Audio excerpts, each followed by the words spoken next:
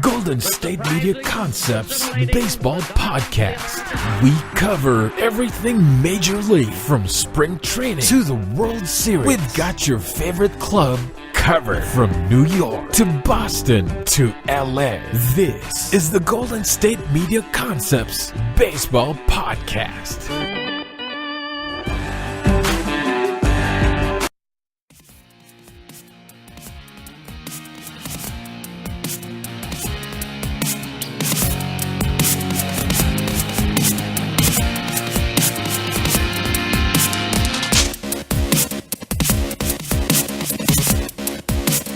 What is up? Welcome to the GSMC Baseball Podcast on a Monday today here. My name is Tom Dougherty, your host. As always, this podcast is brought to you by the GSMC Podcast Network. As we're going to jump right into it, have a lot to cover for you guys today. As we're going to start on Friday, we'll just not, without further ado, we're going to go right into it. As I want to get these scores and game coverage in for you. Then we're going to do some talk. I'm going to have a little commentary on a matchup that means a lot to me today, because it's a matchup that I've seen a lot being here in California, and have been lucky enough to watch transpire, because some things we lose, these small things in the game that we don't appreciate sometimes, every time, or we do, but you kind of forget about it. It goes by the wayside because they're just players. But no, we'll get to that in the third segment today, especially. So I'll do my little talk, and then we'll also give a discussion on the NL Central race, as well as updates from every division, as we normally do on the show here. So let's get right into it.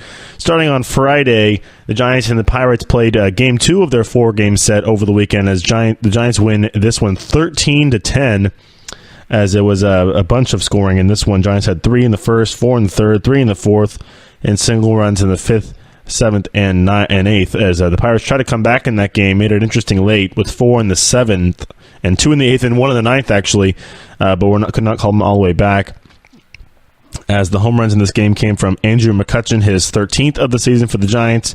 Francisco Cervelli hit a grand slam in the 7th inning. That was the 4 runs right there, his 11th of the year, and Adonis Hechavarria hit a home run with his new club in the 9th, his 4th of the season, as the Giants do get to win 13-10 there at home.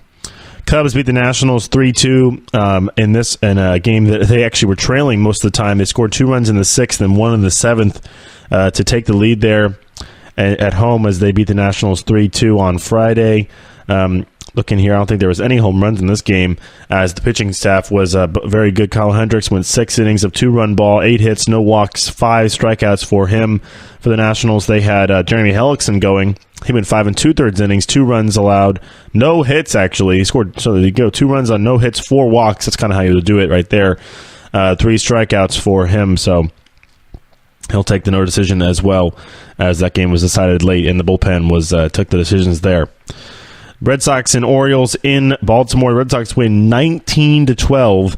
We'll go right to the they had a 6-run inning, a 6-run 6th, and a 5-run 8th. I mean, the Baltimore Orioles also had a 4-run 2nd and a 4-run 3rd. So, I mean, they were up 8-5 for most of this game before the Red Sox had that 6-run 6th inning right there. Drew Pomeranz gets the win in this one.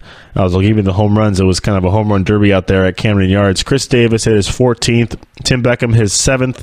And Mark Trumbo his 17th of the season for the Orioles, as they went real. They tried to hit some home runs. Obviously, you hit home runs, you're going to try and get a win, but didn't work out for the Red Sox. They got a home run from Xander Bogaerts, his 17th. Brock Holt hit his 2nd, and Andrew Benintendi hit his 15th of the season. The Red Sox had 16 hits. The Baltimore Orioles had 17 hits. But the Red Sox were able to get the bigger ones, as they won that game 19-12.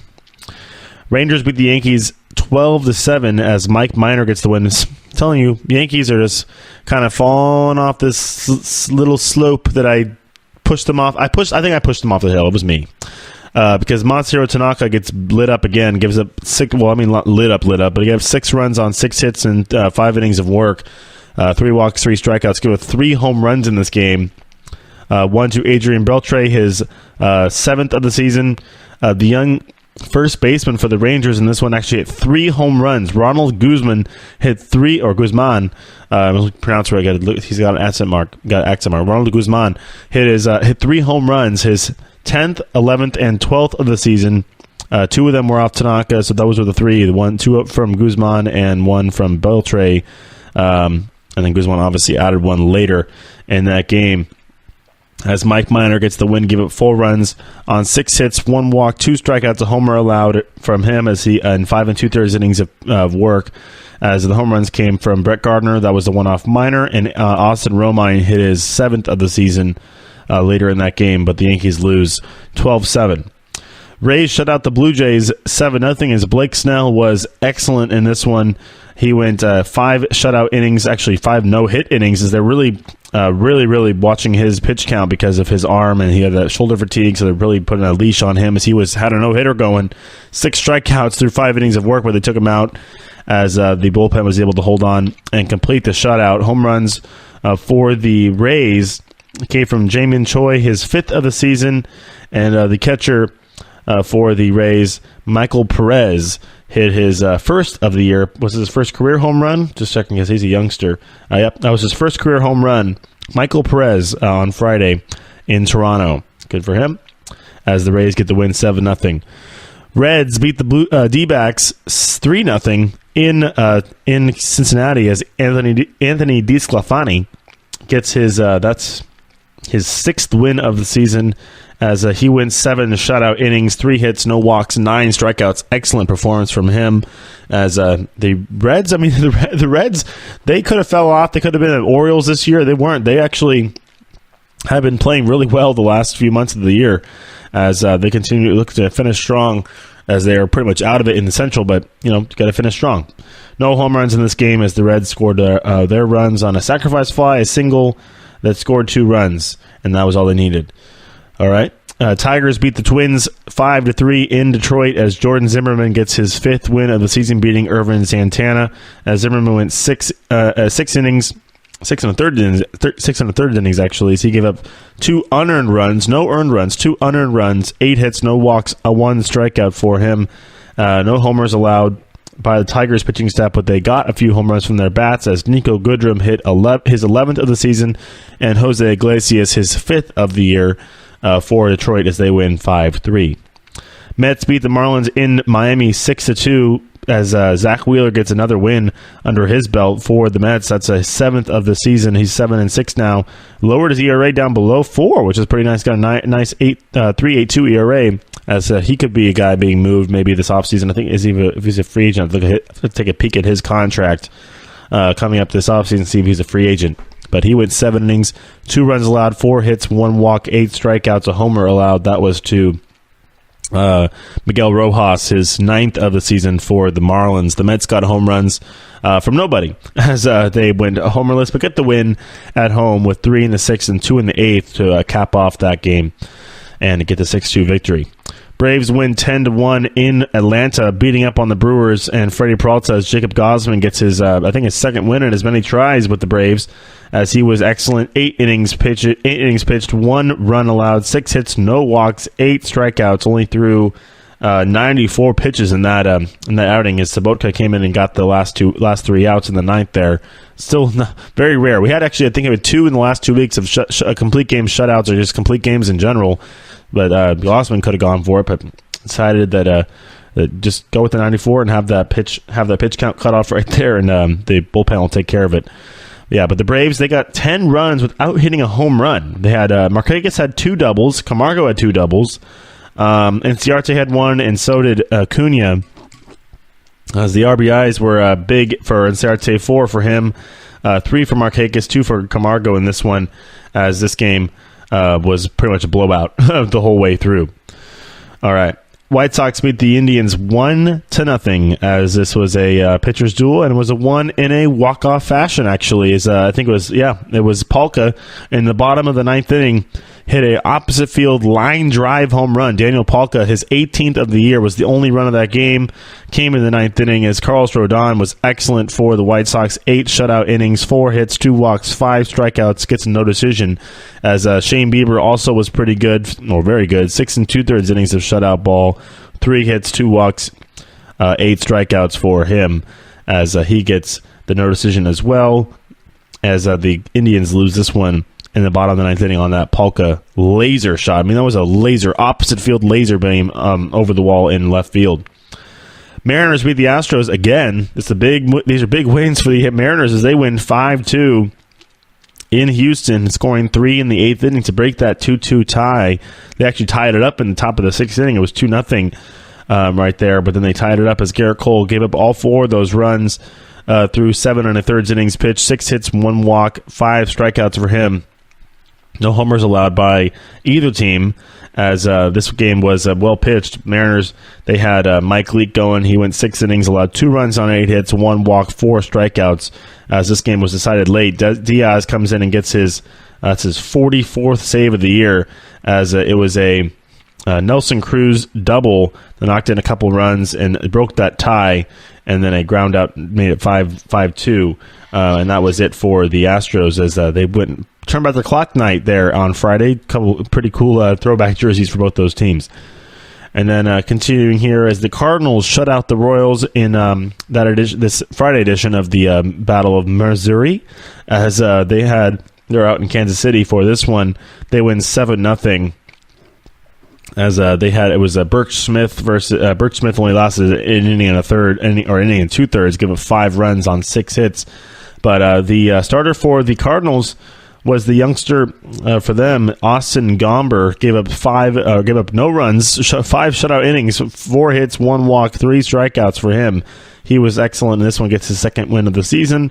Home runs for the Cardinals came from Paul DeJong, his 11th. Matt Carpenter hit again, his 32nd of the season. And I think it's Harrison Bader. I want to make sure I have that first name right. Yeah, Harrison Bader hit his 7th of the season for St. Louis as they win 7-0.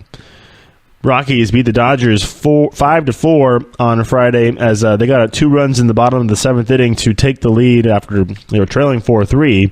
It was a Brian McMahon 2-run homer to take the lead there, as they actually, I think it was Arenado came out in that game with an injury, and McMahon was his sub, and he came in and won the game. So basically did the exact same thing Arenado would have done, as he wins the game there with the home run.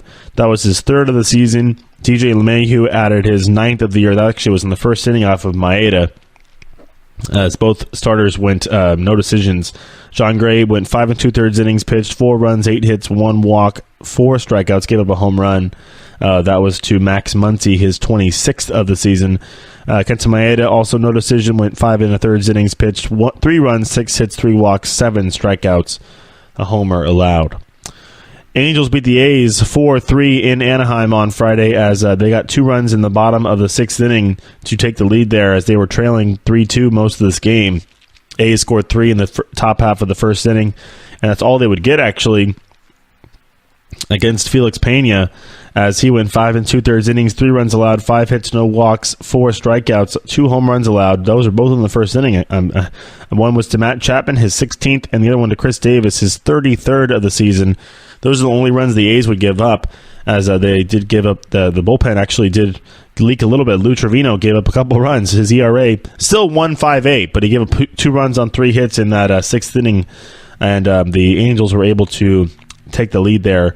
The runs came from a Justin Upton 2-run homer there off of Trevino in the 6th, his 24th of the season. Cole Calhoun hit his 16th of the year earlier in that game for the Angels, and they win 4-3. All right, final game of Friday, Padres beat the Phillies 2-0 as they get 2 runs, a run in the 2nd and a run in the 4th to win that one, as the starter for the Padres was very good in this one. It was the youngster Jacob Nix came in and made the start in his, I want to say this is his first career start for himself. He went 6 shutout innings, got a 0 ERA on his career, as he gave up no runs on 4 hits, 2 walks, 4 strikeouts in this one. Padres scored their runs on a Freddie Galvis single and a Austin Hedges home run, his 9th of the season for San Diego, as they beat the Phillies 2-0 there down there in Southern California. All right, that'll wrap it up for Friday. We're going to come back in the next segment and do the weekend games really quickly. As it took a whole segment to do one day of games, but we're going to do the ones faster for you on the second half of this on the other side of this break. So everybody stay tuned, and we will be right back.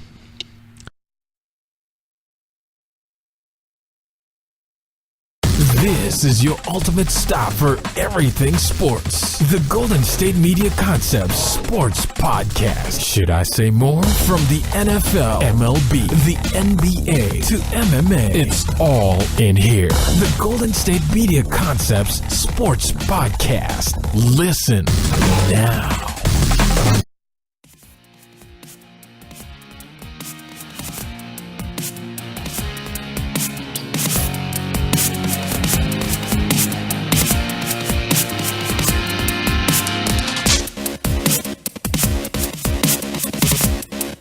All right, welcome back to GSMC Baseball Podcast on a Monday. Today here, we'll quickly go over to Saturday and start off in San Francisco again. Pirates shut out the Giants 4-0 in the game that they played after Barry Bonds had his number 25 retired. They had a nice ceremony out before the game at AT&T Park. Lasted a while. Willie Mays came up and had a bit of a call to action to the Hall of Fame voters, telling them to vote his godson in, and he means a lot to him, and everything he's done for the game should earn him a spot in the Hall of Fame. Well, we'll see if that happens, as he was honored by the Giants on Saturday afternoon. So that was a pretty cool thing to watch. If you haven't watched it, I'm sure you could find it on YouTube or wherever it was. If you're interested in hearing what Barry had to say, it was a very nice little sentiment from Barry Bonds.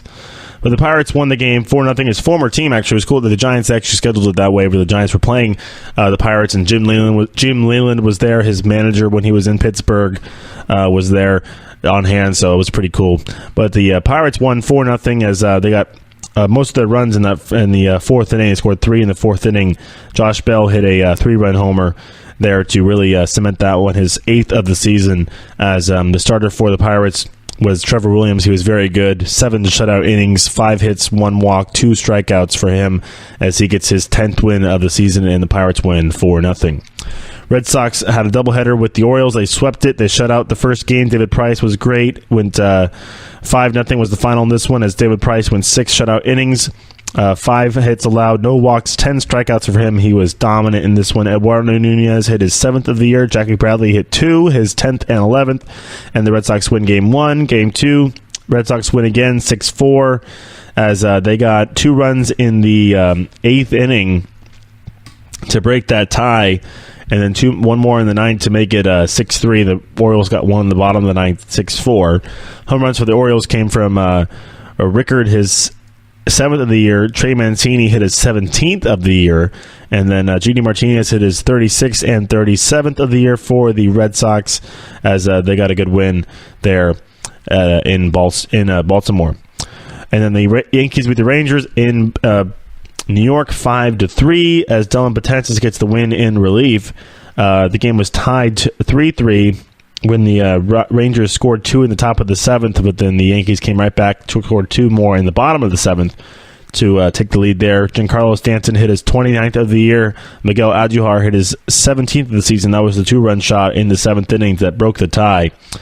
In that one, the Rangers did not have a home run in this one, as they drop it 5-3. And then that was that one. The Nationals beat the Cubs 9-4. Tanner Roark gets his 7th win of the season. The Nationals had a big 4th inning to set the tone in that one. This is pretty much a blowout. Cubs tried to come back at the end of the game, but for naught. John Lester gave up 9 runs, 8 earned through 3 2/3 innings pitched. Not very good for him, as Tanner Roark was good. 7 2/3 innings pitched, 2 runs, 9 hits, 1 walk, 7 strikeouts. Ryan Zimmerman hit 2 home runs, his 8th and his 9th. Daniel Murphy added his 5th of the season, as the Nationals win at Wrigley Field 9-4. And the Cubs, did they have a home run in this one? Don't want to leave anything out. Cubs, no home runs. Rays beat the Blue Jays 3-1, and this one they scored single runs in the first and second, one in the ninth to cap it off there. Home runs for the Blue Jays. The only run of the game for them was from Aledmys Diaz, his 15th of the year. And the Rays did not have a home run in this one, as Stanek came in as the opener in the bullpen. They went 2-2-2-1-1-1, or 1 inning for Stanek, 2 2/3 for Castillo, 2 innings for Schultz, and then 1-1-1. Romo gets his 5th win of the year, or 5th save of the year, as the Rays win 3-1. Rays are 3 games over 500, by the way. Twins beat the Tigers 4-3 in Detroit, as Kyle Gibson gets his 6th win of the season for Minnesota, as he goes 7 innings of 1-run ball, 7 hits, 2 walks, 4 strikeouts for him. Home runs for the Twins came from their DH. That's actually, was that guy they got in the trade? Tyler Austin, yeah, the guy they got in the trade over from the Yankees. And then the Tigers had one from Nico Goodrum, his 12th of the season. Reds beat the D-backs 6-3 as they scored 4 runs in the bottom of the 8th inning to take the lead there, and they would hold on to win, as they got that 6th inning was set off, or the 8th inning, Tucker Barnhart double with Billy Hamilton single and a Joey Votto single to do that. They did not hit a home run in this game. Only 2 of the game were from the D-backs. Eduardo Escobar hit his 16th of the year, and David Peralta his 20th of the season for the Snakes, as they do lose, though, in Cincinnati.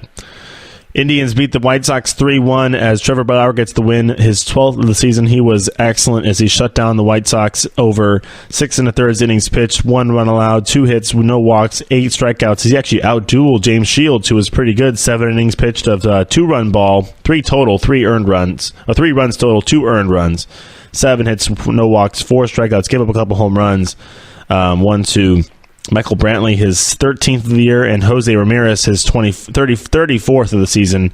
Yohan Moncada added his 15th of the year for the White Sox. Brewers and Braves. Braves dropped this one as the Brewers get 3 runs in the top of the 8th inning to win it 4-2. In this one, as it was decided late, the starters for both teams were pretty good, as Julio Teheran just gave up 1 run over 6 innings of work, 2 hits, 2 walks, 6 strikeouts. Wade Miley also was good, 2 runs over 6 innings of work, 6 hits, 1 walk, no strikeouts, a homer allowed. That was to Ronald Acuna Jr., his 14th of the season. The Brewers did not have a homer, but they win 4-2. Marlins beat the Mets in extra innings, a walk-off fashion, 4-3 in 11 innings, as they got a run in the bottom of the 11th, like I said, and it was on was that a double there? Of course, my app closes right when I'm trying to read off all of these things for you guys and get you the scores and updates. But as we go back, Marlins win in a walk-off 4-3 in 11 innings at home against the Mets. Like I said, they got that run in the bottom of the 11th on a Brian Holiday double to knock in Miguel Rojas and get the win there, and in South Beach. Mariners beat the Astros again. I'll give you a little spoiler. They did sweep the series. The Mariners beat the Astros again 3-2 as Wade LeBlanc outduels Charlie Morton. Both teams scored all their runs in 1 inning. 3 runs in the 4th inning for the Seattle Mariners, 2 in the 2nd for the Astros, with all they would muster, as the Astros did get Correa back over the weekend, but they're still without Altuve and Springer, as Charlie Morton gave up 3 runs over 6 innings of work. No home runs in this game at all, as the Mariners were able to get those 3 runs in the 4th inning with a little rally there to win.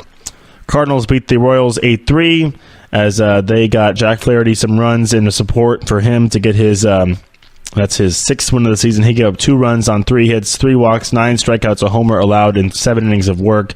That home run was allowed to Alcides Escobar, his 4th of the season. And then the home runs came from Harrison Bader, his 8th, and Jose Martinez, his 14th of the season for St. Louis. They win 8-3. Rockies beat the Dodgers 3-2 as they scored 3 runs in the bottom of the 9th inning to win this one on a Ryan McMahon home run. He did it again as he walks off to avenge that 2-0 lead. It was a 3-2 victory for the Rockies, as now it shakes it up even more in the National League West. I'm probably going to change this title. Right now I have NL Central and Dodgers Giants, but that don't matter. It's going to be NL Central and Wild Wild West for both leagues is what's going to say pretty soon here. But so Ryan McMahon, this is 4th of the season, gets the win. Yasiel Puig added his 15th of the season for the Dodgers as they dropped that one late, 3-2. Phillies beat the Padres 5-1 as Aaron Nola was excellent in this one. Gets his 13th win of the season for the Phils as they keep pace with the Braves out there in the East. He went 6 shutout innings, 4 hits allowed, 3 walks, 5 strikeouts for Nola. He's now 13-3. Home runs for the Phillies came from Maikel Franco, his 19th, and Cesar Hernandez, that's his 10th of the season for Cesar. No home runs for the Pirates as Phillies win 5-1 on Saturday. Final game of Saturday, A's and Angels. A's shut out the Angels 7-0. Edwin Jackson was just absolutely excellent. Crazy, this guy just got literally pulled up off of nowhere. 7 1/3 innings pitched, no runs, 3 hits, 3 walks, 6 strikeouts for him. The A's got home runs from Marcus Semien, 2 of them actually, his 8th and his 9th. Chris Davis added his 34th of the season. A's win big in Anaheim. And quickly, Sunday, Pirates and Giants. Giants win 4-3 as Derek Rodriguez was excellent in this one again. Gets his 6th win of the season. He's now 6-1 with a 2.25 ERA as he went 7 innings pitched of 1 run ball, 2 hits allowed, 1 walk, 4 strikeouts. The rookie is just absolutely setting at least the Bay on fire. I want to say on fire. We'll get to that in a minute. But but he's been pitching very nicely. This California wildfires, it's bad right now. And we send our prayers out to everybody that's being affected by these wildfires as the firefighters in California are working their tail off to get the multiple wildfires around this state figured out. So I said something on fire. I don't want to set anything on fire. My analogy or my idiom or cliche, whatever you want to say, call it, was ill picked, but just gave me a little thought. Like, yeah, we don't want to shout out for the guys working, men and women working very, very hard to keep people safe and keep their belongings safe and everything safe up there, whether it's in Redding, Mendocino County, or down in Yosemite, or anywhere there's a fire right now in California. They're all over the place. So donate to whoever is taking any kind of to help the fire relief. All right, back to the Giants. Giants are very involved in it as well as they have their own kind of funds for this cause. But Derek Rodriguez, he was very good. Gets his 6th win of the year. No home runs in this game. Nick Huntley had 2 RBIs for the Giants. Red Sox beat the Orioles 5-4-1. Chris Sale gets his 12th win of the season as he was very good in this one. As he went 5 shutout innings, 1 hit, 12 strikeouts as he had 68 pitches. But I guess they wanted to. It's not if you're up 4. I don't know. They're only up 2 at that point. You trust your bullpen. I guess you want to save him for the postseason, save his arm. Then I'm not going to be against that. Steve Pearce hit his 10th home run of the season for the Red Sox as they win 4-1. The Yankees beat the Rangers 6-7-2. CC Sabathia was pretty good in this one as he gets his 7th win of the year. 6 shutout innings, 1 hit, 3 walks, 7 strikeouts. Home runs for the Yankees came from Stanton. Giancarlo Stanton is 30th, and Didi Gregorius his 21st of the season. They win 7-2. Blue Jays and Rays.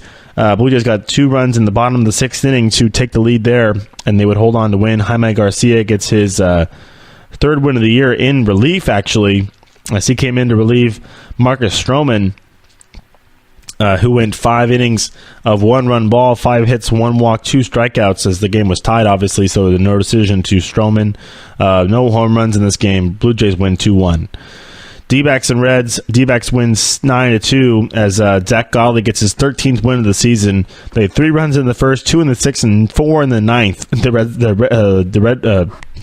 Diamondbacks did, as they had home runs from Daniel Descalzo, his 10th of the year, a 3-run shot. Paul Goldschmidt hit 2, actually, his 25th and 26th.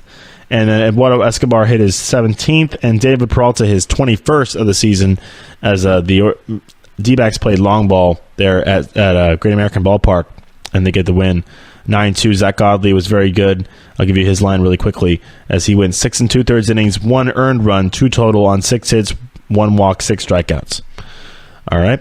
Tigers beat the Twins 4-2 in Detroit as Matthew Boyd was good. Gets his 7th win of the season for the Tigers. Went 6 innings of 1 run ball, 2 hits, 1 walk, 3 strikeouts as there were no home runs, actually no one home run. Max Kepler hit his 15th of the season in this one and loss for the Twins. Mets beat the Marlins again 4-3, this one in regulation and not in extras, as they got a run in the bottom of the 6th inning to break the 3-3 tie, as Noah Syndergaard gets... did I say the wrong thing? The Mets win 4-3. I'm like, whoa, Noah Syndergaard got the win. How's that possible? Mets win 4-3. They broke they actually took the lead. They had the lead most of the time. They were 3-1. They were 3-2, and they made it 4-2. And the Marlins tried to come back, made it 4-3, but that was all they could get. Against Syndergaard, who's now 8-2, as he went 7 innings, a 3-run ball, 7 hits, 2 walks, 7 strikeouts, 101 pitches for him. He gets his 8th win. And then we're going to cut it really quickly here. There's like a handful of games left to cover, so we'll do that on the other side of the break, so stay tuned.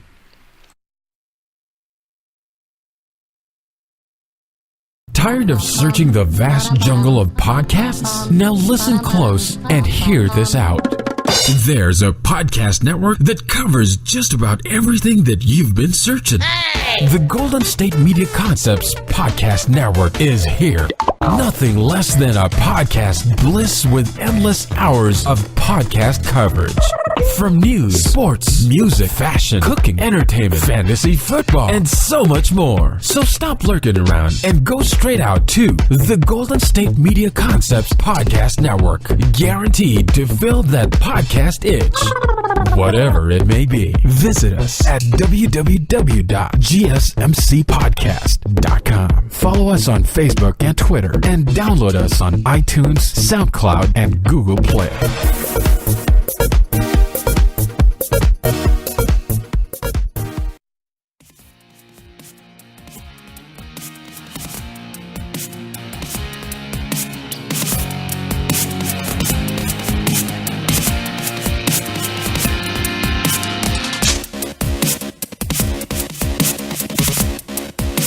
All right, we're back to GSMC Baseball Podcast. We're going to quickly go over the rest of these games on Sunday. Starting off in Atlanta, the Braves beat the Brewers 8-7 as they get the win. They're at home. They scored a run in the bottom of the 7th inning to break that 7-7 tie. Lots of sevens going on there. As home runs in this one came from Ronald Acuna Jr., his 15th, as he is now getting on a little bit of a tear. Dansby Swanson hit his 9th, and Ozzie Albies hit his 21st. So the youth carrying the Braves, and this one is actually Sean Newcomb, another youth, but he gave up 5 runs on 4 innings of work. So the bullpen had to come in, and fortunately the bats came to play as well. Brewers got a home run from Jesus Aguilar, his 29th of the season for the Brewers.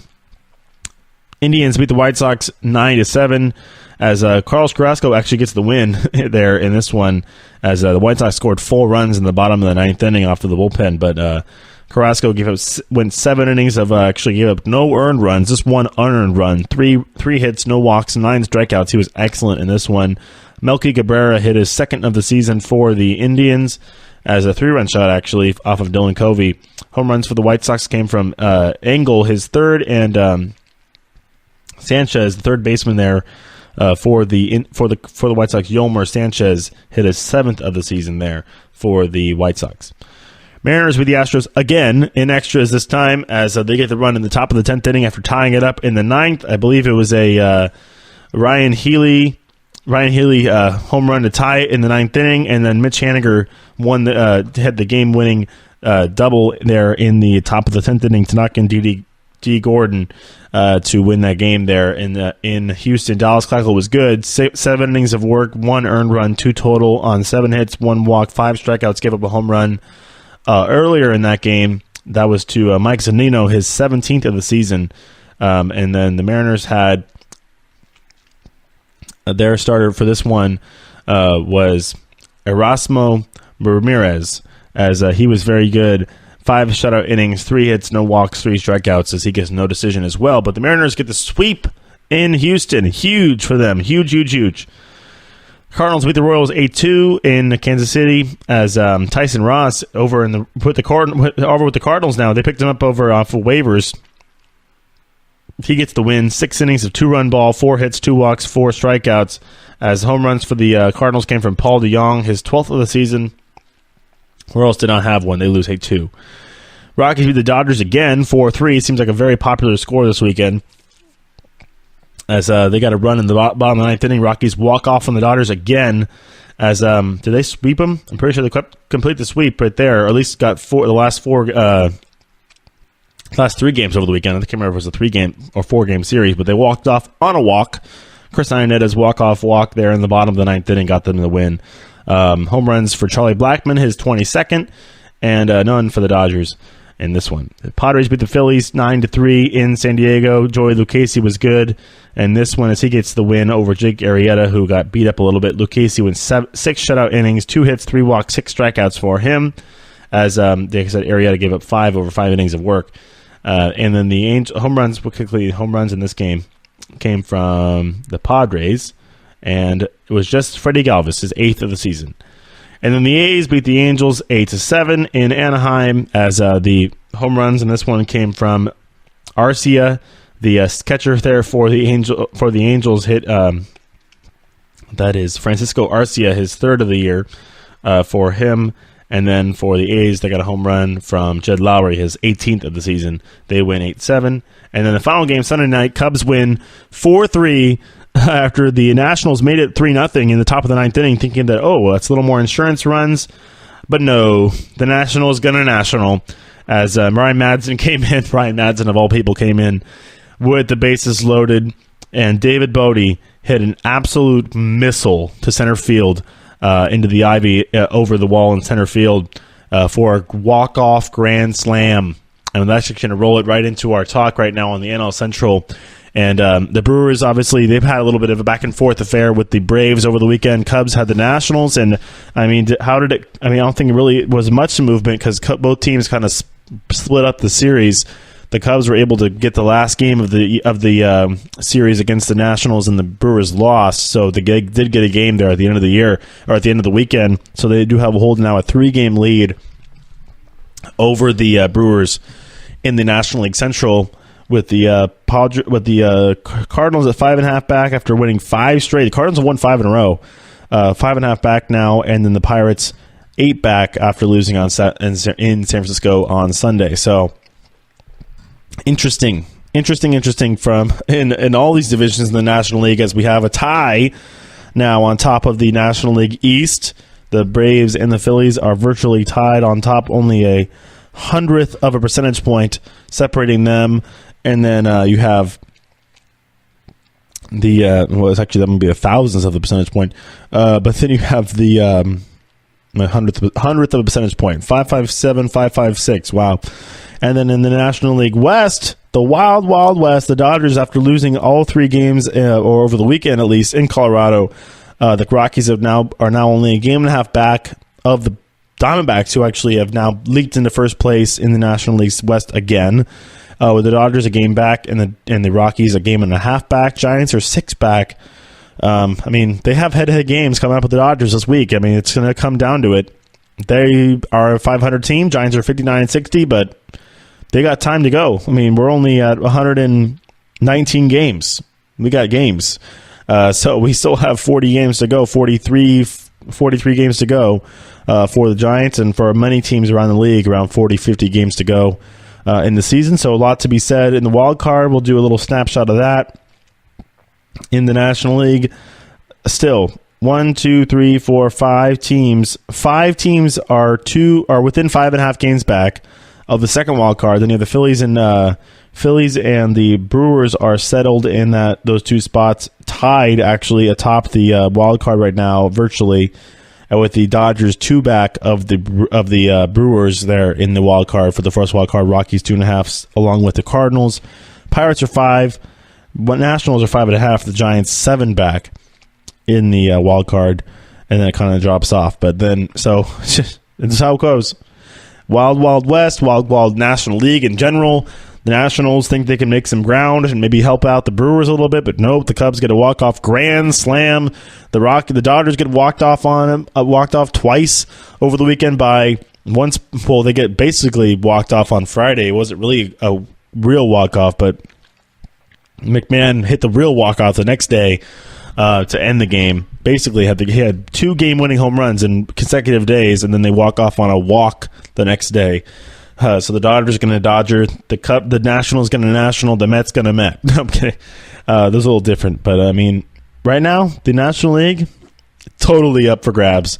I mean, if you want to really count the Giants, if you still want to count the Giants, which we will, because I just fanship have to a little bit, but I know that it's pretty meek. It's pretty bleak. It is. They're a game under 500 for a reason. They're just a 500 team. That's the way it is. But no, if you want to count them, you got 1, 2, 3, 4, 5, 6, 7, 8, 9, 10, 11 teams. Like still 11 teams. We haven't really cut anybody out yet. 11 teams fighting for 5 spots. So 6 teams are going to have to go bye-bye. Likely will be the Giants, Nationals, Pirates, Cardinals. I mean, 11 teams, 6 teams have to go bye-bye. That's only 4. So it's either going to be the Rockies, maybe the Diamondbacks, Dodgers. We're going to have 2 teams from the Central. We're going to have 2 teams from the West, 2 teams from the American. I mean, I don't think any division is going to get 3. I think the wild card will be 2 different divisions, but there are all the divisions have multiple teams. I mean, unless something crazy happens, then the Rockies and D-backs and Dodgers all go on this run, and the Diamondbacks and say D-backs in the division, Dodgers and Rockies get the wild card. Like basically what happened last year. Basically what happened last year, D-backs and Rockies get the wild card, and the Dodgers win the division. So I mean, that's the only way I think it could happen. I don't see the Nationals getting up into the wild card, nor do I see the Cardinals doing that either. But those divisions have front runners. They have the Phillies, they have the Braves, and then of course in the Central you have the Brewers and the Cubs. So that's the way it is going to work in the National League. In the American League, we know what's happening. The Yankees are still probably 8 games back. They're actually worse. They're 9.5 games back again of the Red Sox after the weekend. And then actually the biggest thing, like I said, Wild West is down in the West. The Astros, their injuries came at the wrong time. Hopefully they'll get everybody back. They did get Correa back this week, but they got beat. They got swept in a 4-game series at home against the Mariners. And that doesn't happen very often. So the funny thing is that the Mariners aren't even the team they have to worry about the most. It's the A's. The A's don't keep winning. They're 8-2 in their last 10. They've won 2 in a row. The A's have who do they have coming up? I mean, they just had the Angels, which they did take 2 out of 3 from after losing on Friday. And then right now they have the Mariners. So they get the Mariners at home and they have the Astros. So it's all, like I said, these last 2 weeks of August are really going to decide a lot of things in the National League West. And by the end of this week, the A's could, in theory, be in first place in the National League West very easily. Because the Astros, while the A's are gonna host the Mariners for 3, then they get a day off. I mean, those aren't going to be easy games, believe me. Then they get a day off. Then they get to host the Astros for 3, and they get the Rangers for 3. Said by this time next week, the A's could be in first place in the American League West. How about that? Whether they're going to stay there, I don't know. But they have the Orioles left. They have the Rays, the Rangers again left, the Twins, more Angels. They do have a Yankees series, but they have the Twins again. They actually have a 4-gamer in Minnesota, which they could hiccup a little bit, but those aren't 500 teams. They aren't. And the Angels kind of are. But they're the only tough series they have coming up are the Astros and Mariners, obviously, the games that matter, the games they want to play, because those are the easiest games to gain ground in, head-to-head. And then, obviously, they will be hosting the New York Yankees. And then they still have to go out east one more time to Baltimore and to Tampa Bay at the end of the year. So, like I said, they could be in the first place in the American League West and force the Astros to play that wild card game, and the Mariners could be going home sad as usual. But the Mariners did what they needed to do. They needed to win a lot of games this weekend. They did. They get themselves back in a position in both the wild card and in the American League West, as they're now 4 games back of the Astros. The A's just 2.5 back of the Astros right now, with 2 massive series coming up for the A's. I mean, there's multiple. I mean, they still have, 1, 2. They still have 3 series with the Mariners and 2 with the Astros, and then also 2 with the Angels and probably 2 with the Rangers still. So A's, keep on swinging, baby. Keep on swinging. All right, we'll come back after the break. I mean, I do have a minute left in this segment still, but I mean, I'm going to tease a little bit what I want to talk about at the on the other side of the break before we get into the game coverage. But I know that today actually is one of the best pitching matchups that you'll see in baseball. It is from Dodger Stadium in LA. It's tonight at 7 o'clock. And if you can watch it, you should watch it. It's the 11th time I think they're matching up. And it is two of the best left-handers that we've seen in this modern game going at it today in LA. I mean, yes, one of them does play for my team that I'm a fan of, but we're going to look at it. Clayton Kershaw has obviously been a great pitcher in his life. Madison Bumgarner has had a little more success in the postseason, while Kershaw has had more success in the regular season. Whether you like Cy Youngs or rings better is up to you. I'm going to let you guys decide that one. I know what I like better. But, it is what it is. The Dodgers, they have a very good roster. They have a very good team. They're very deep. It'll be a test for Mad Bum today, but I want to give you some talk and do a little commentary on those two and what those two mean to baseball and what those two mean to me as a baseball fan on the other side of the break. So stay tuned, and we'll be right back.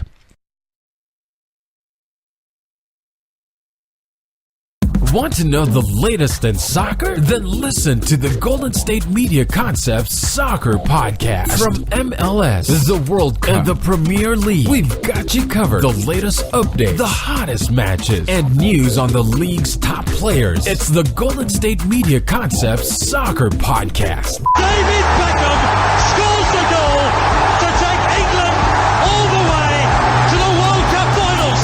Listen now.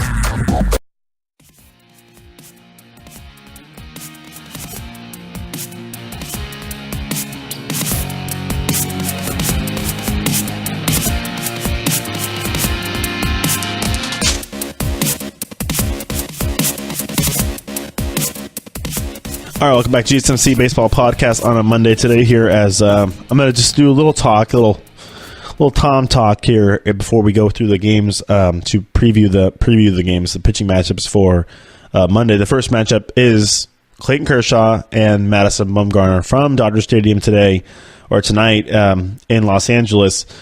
As these two guys, it's funny though. They are having very similar years this year. Injuries have kind of derailed their seasons a little bit, especially made their win-loss records look a little different than normal. Their ERAs are about where they should be, or maybe a little teeny bit higher than what you'd normally think for those two guys. But it's interesting how their careers have paralleled and just how many times they've matched up against each other, how many big games they played against each other, and how many times they get compared. And Kershaw obviously gets all the accolades in the regular season, is a lot more. I mean, yes, there's differences. I think there's pitching in the regular season. You have a routine, over 30 plus starts. You got to be dominant every time, have your stuff every time. Even if you don't, you got to still pitch, grind it out, and pitch well. And he's done that. Kershaw has done that to the best of his ability, to the best of anybody's ability, because he's the best in the game for a very long time. And his Cy Young awards prove it, and his win-loss record proves it. His career stats prove it. Now, on the other side, you have Madison Bumgarner, who came up as a 20-year-old and was immediately thrust into massive moments for a team that had never been to a World Series. And, well, I mean, they went in 2002, but has never went to a World Series. I thought they maybe, after 2002, it was rough. So 2010, we were just like, this team was not. He basically was the shining light of a youngster, first rookie. Okay, well, let me start over again. I'm losing my track here. Madison Bumgarner, 2010 World Series, Halloween night, Game 4 of the World Series in Texas, comes in and pitches an absolute gem. He's been brought up in it. He's been thrown in the fire young. He's broken records with him and Buster Posey being the youngest battery mates in a World Series in a very long time. First rookies, I think, to do it since Yogi Berra and I can't remember who the pitcher was for the Yankees back in the day, but it was Yogi Berra and somebody thrown to him as rookies for the first time in a World Series. The Giants were the first ones to do it since then. And he throws a gem. They win the game. They end up winning the World Series, obviously. And that's not even the best of him. you have 2012 where he actually was shaky during the playoffs, and then obviously 2014 was what really cemented him into baseball lore, into sporting lore, gets him Sports Illustrated Man of the Year, all these kind of things, and gets all these accolades and everything for his performance in 2014, which is great. And it's just interesting. These two guys, Kershaw continuously gets the higher rating or higher pedigree or higher this, that, because he has the Cy Youngs. He's done it over long seasons. He's done it multiple years in a row where he's been just absolutely dominant year in, year out. He has that funky delivery, big curveball, bad bum. I've been to a game Madison Bumgarner pitched where he gave up 8 runs in the first inning. Didn't last to the first inning. I was at a game. It was against the Minnesota Twins, and it was probably 2013 or something like that, maybe 2011. It was not good. This is a guy who came up and wasn't even the ace of the staff as a young player. Kershaw has pretty much come up and demanded, based off of his performance, demanded attention, demanded pedigree, demanded everything, where he's the number one guy on that team for a while. You kind of forget how long Kershaw's been in the league for. I know Bumgarner, obviously, 2010 was his rookie season because of the World Series, and it's very marked in my memory, and everything about that, so you understand that. But Kershaw, he's just going to have that black mark, I guess. Bum's got the rings. Bum's took him deep. But Kershaw, I think he's taken him to once or twice. I think he's taken him to twice, actually. And everything. Kershaw right now might have the better team. Kershaw right now might have more accolades. Regular season accolades might be more nasty. Might be more highly touted in baseball circles, but there is not a better big game pitcher. There is not a bigger and better. There is not a bigger and better big game pitcher than Madison Bumgarner, and that's just the way it is. Kershaw, honestly, got a can of everything to hurt him. He's a great ambassador of baseball. He's great with his philanthropy and everything outside the game. He's great on the field with players. He's great in the clubhouse, I'm sure. I have no love for the Dodgers, believe me, but I have a lot of love for Clayton Kershaw because he's left-handed like I am.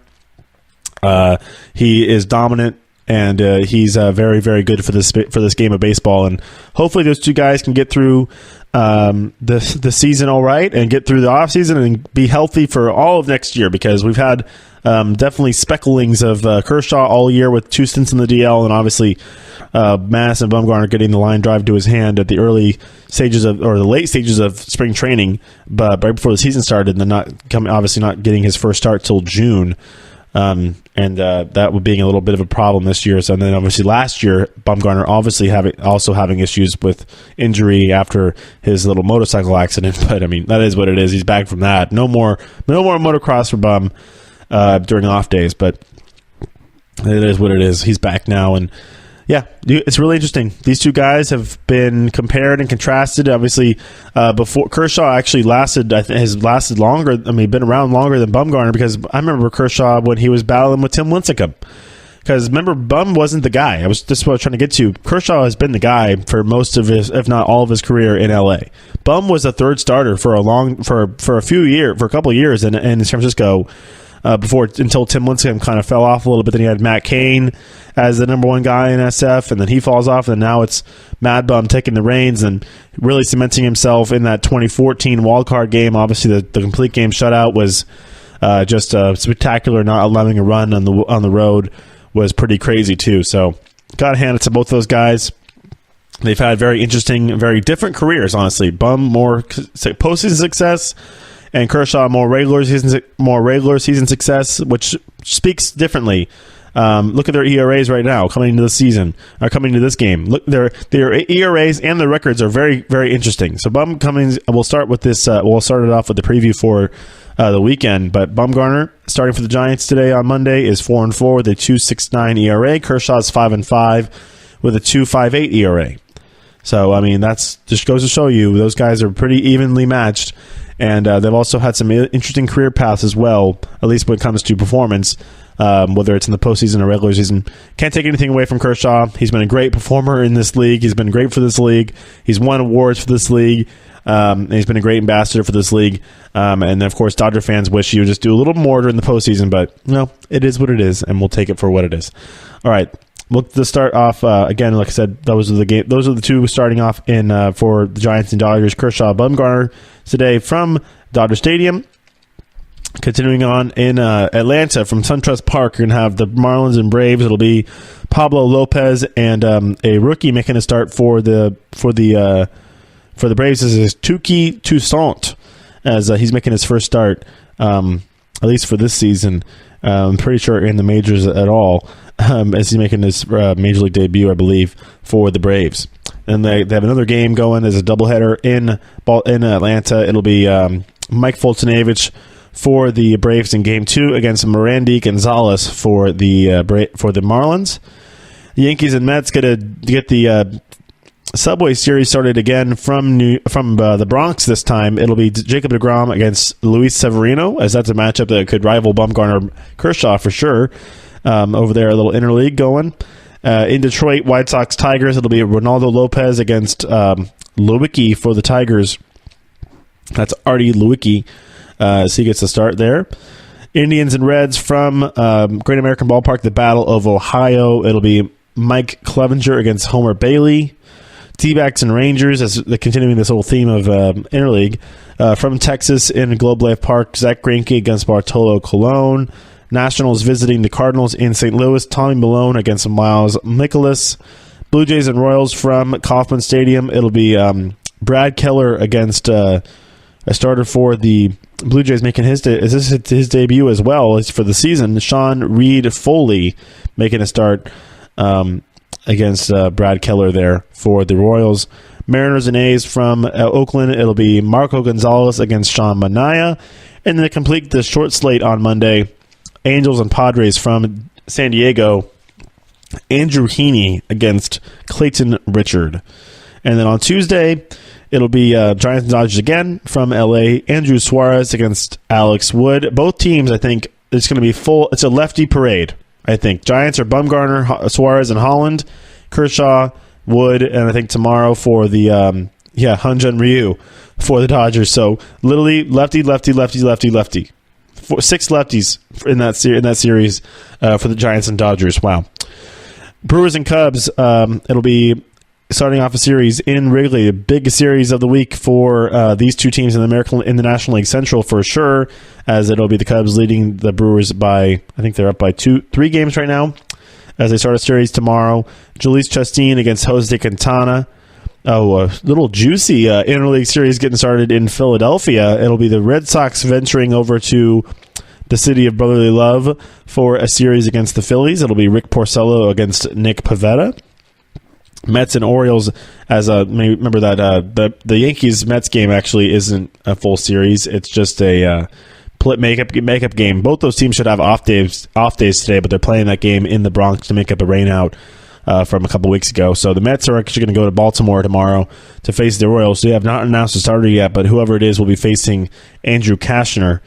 The Rays will be going to the Yankee Stadium to face the Yankees tomorrow after that game against the Mets. Rays have not started either. The Yankees have not either. So we have two unknown starters for that game tomorrow, Rays and Yankees. White Sox and Tigers, it'll be Lucas Giolito against Blaine Hardy in Comerica Park. Indians, Reds again, Corey Kluber against Sal Romano. Marlins and Braves against Trevor Richards against Anibal Sanchez. D-backs and Rangers, Patrick Corbin against Giovanni Gallardo. Astros Rockies, that'll be a good little series from Minute Maid Park. It'll be Jermaine Marquez against Justin Verlander. Twins and Pirates from Target Field in Minneapolis, Jamison Tyone against Jake Odorizzi. Blue Jays and Royals, it'll be Phil Meyer. So this is Baruki now for the Brian Baruki for the Blue Jays against Heath Philmeyer, who was very good in his last time out for the Royals. Nationals Cardinals, Gio Gonzalez against John Gaunt. Mariners and A's, it'll be James Paxton against Mike Fiers. And then Angels and Padres finishing off Jaime Badia against Ian. It's not Ian Kennedy. That is Brett Kennedy for the Padres on Tuesday. All right, that'll wrap it up for the show today, guys, and we'll come back on Wednesday to do some more baseball talk for you, as well as covering those games that is previewed, as always, and then we'll talk about whatever is happening, as, of course, there's going to be some big series getting started this week and finishing off throughout the week as well. So we're hitting the stretch run. We're close, dog days of August, right in the middle of them, as we come through here and then get to September, and we'll start figuring out if we'll have more playoff picture is clearing up, or maybe not. I think it's going to come down to the last week of the season, honestly, as we will find out as we go along. All right, everybody have a good Monday. Back on Wednesday. Talk to you later. Bye. You've been listening to the Golden State Media Concepts Baseball Podcast, part of the Golden State Media Concepts Podcast Network. You can find this show and others like it at www.gsmcpodcast.com. Download our podcast on iTunes, Stitcher, SoundCloud, and Google Play. Just type in GSMC to find all the shows from the Golden State Media Concepts Podcast Network, from movies to music, from sports to entertainment, and even weird news. You can also follow us on Twitter and on Facebook. Thank you, and we hope you have enjoyed today's program.